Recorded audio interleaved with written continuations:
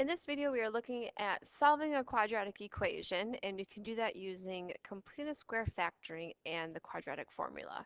In this video, we're going to look at how to solve using the quadratic formula. You can see the other two methods in other videos. So the quadratic formula means that we have to first start by writing out the formula, which is x equals negative b plus or minus the square root of b squared minus 4ac all over 2a, which means we have a bunch of a, b, and c's to fill in. So I like to start by listing off what is a, what is b, and what is c. We get that from our standard form. So then what we do is we just plug each of those values into the formula. So we have x equals negative b means you take the opposite of what your b value is. Our b value is a positive 26, so we make it a negative 26. Then we have b squared, so 26 squared minus 4 times our a value times our c value. All of that is being divided by 2 times our a value.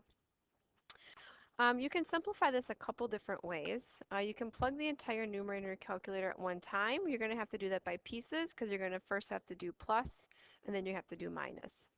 What I like to do is I'm just going to start by simplifying the square root. So I've got negative 26 plus or minus. When I type that whole square root in my calculator, I get out a nice and even 16. All of that is over. 2 times negative 3 is negative 6. So then what we have is two problems. We have x equals negative 26 plus 16. Type that in your calculator, then divide it by negative 6, and you're going to get that x is about 1.67. Then our other thing that we have to do is for our x, we take negative 26 and now we subtract 16. Type that in your calculator and then you divide by negative 6. When you do that, you get that x equals 7.